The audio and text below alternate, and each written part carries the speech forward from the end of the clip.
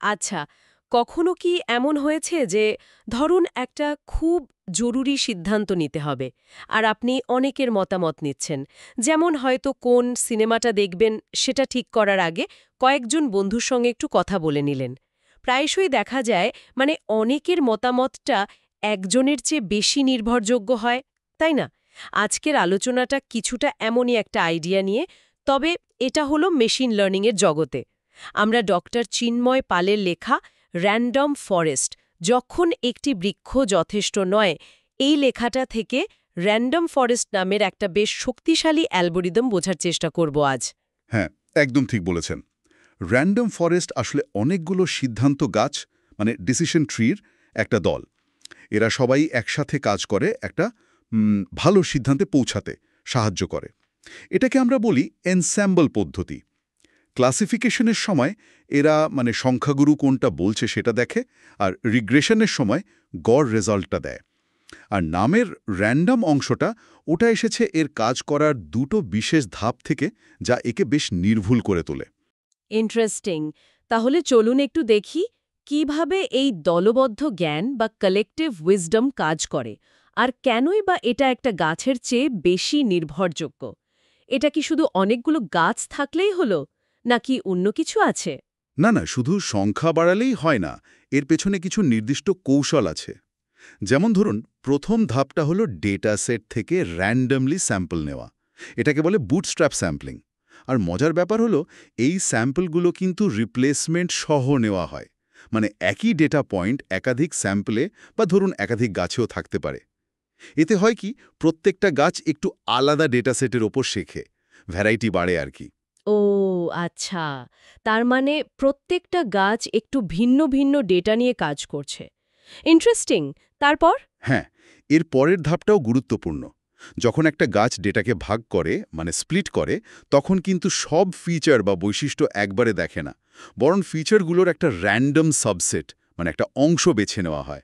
এই যে ধরুন টেলিকম কোম্পানির উদাহরণটা, কোনো গ্রাহক চলে যেতে পারে। প্রত্যেকটা গাছ ডেটার একটু অন্য দিক দেখে, অন্য অ্যাঙ্গেল থেকে শেখে। এতে ফাইনাল রেজাল্টের অ্যাকুরেসি বাড়ে। বাহ, দারুণ তো কৌশলটা। তার মানে দুটো লেভেলে র্যান্ডমাইজেশন হচ্ছে, ডেটা স্যাম্পলিংয়ে আর ফিচার সিলেকশনে। আর এইভাবে অনেকগুলো মানে শত শত বা হাজার হাজার বৈচিত্র্যময় গাছ তৈরি করা হচ্ছে। আচ্ছা, তাহলে এই সব গাছের রেজাল্টগুলো এক জায়গায় আনা হয় কিভাবে? একদম। শেষে সব গাছের ফলাফল একত্র করা হয়। যদি ক্লাসিফিকেশন প্রবলেম হয়, মানে হ্যাঁ বা না উত্তর, যেমন গ্রাহক চলে যাবে কি যাবে না, তখন দেখা হয় বেশিরভাগ গাছ কি বলছে, সেটাই ফাইনাল ডিসিশন, অনেকটা ভোটাভুটির মতো। আর যদি রিগ্রেশন হয়, মানে একটা সংখ্যা প্রেডিক্ট করা, ধরুন কালকে তাপমাত্রা কত হবে, তখন সব গাছের দেওয়া মানের গড় নেওয়া হয়। এই পুরো পদ্ধতিটাকে একসাথে বলে ব্যাগিং, মানে বুটস্ট্র্যাপ অ্যাগ্রিগেটিংয়ের ছোট রূপ। ব্যাগিং। বোঝা গেল। হুম। তাহলে এই পদ্ধতির মূল সুবিধাগুলো কি কি? নিশ্চয়ই অ্যাকিউরেসি বা নির্ভুলতা বেশ ভালো। হ্যাঁ, অবশ্যই। উচ্চ নির্ভুলতা এর একটা প্রধান সুবিধা, বিশেষ করে যখন ডেটাসেট খুব জটিল হয়। আর যেহেতু অনেকগুলো গাছের মতামত নেওয়া হচ্ছে, তাই ওভারফিটিংয়ের ঝুঁকিটা অনেক কমে যায়। ওভারফিটিং মানে তো সেই সমস্যাটা যখন মডেল শুধু ট্রেনিং ডেটাতেই ভালো কাজ করে, নতুন ডেটায় পারে না। একদম। র্যান্ডম ফরেস্ট এই সমস্যাটা এড়াতে সাহায্য করে। এছাড়াও এটা সংখ্যাবাচক আর বিভাগসূচক, মানে নিউমেরিক্যাল আর ক্যাটেগরিক্যাল, দুই ধরনের ডেটা নিয়েই কাজ করতে পারে। এমনকি ডেটায় কিছু ভ্যালু মিসিং থাকলেও এটা মোটামুটি ভালো কাজ করে। আরেকটা বড় সুবিধা হলো, এটা ফিচার ইম্পর্টেন্স বুঝতে সাহায্য করে, মানে কোন ফিচারগুলো প্রেডিকশনের জন্য বেশি জরুরি। ওহ, ফিচার ইম্পর্টেন্স। এটা কিভাবে বোঝা যায়? সংক্ষেপে যদি একটু বলেন। সহজ কথায় বললে, একটা উপায় হলো কোনো একটা ফিচারকে মডেল থেকে বাদ দিয়ে বা তার মানগুলো এলোমেলো করে দিয়ে দেখা হয় পারফরমেন্স কতটা খারাপ হলো। যে ফিচার বাদ দিলে বা এলোমেলো করলে পারফরমেন্স বেশি ড্রপ করে, সেটাই বেশি গুরুত্বপূর্ণ বলে ধরে নেওয়া হয়। বাহ, এটা তো খুবই কাজের জিনিস। আচ্ছা, এত ভালো দিক থাকার পরেও এর কি কোনো দুর্বলতা বা সীমাবদ্ধতা নেই? মানে চ্যালেঞ্জেস? হ্যাঁ, কিছু তো আছেই।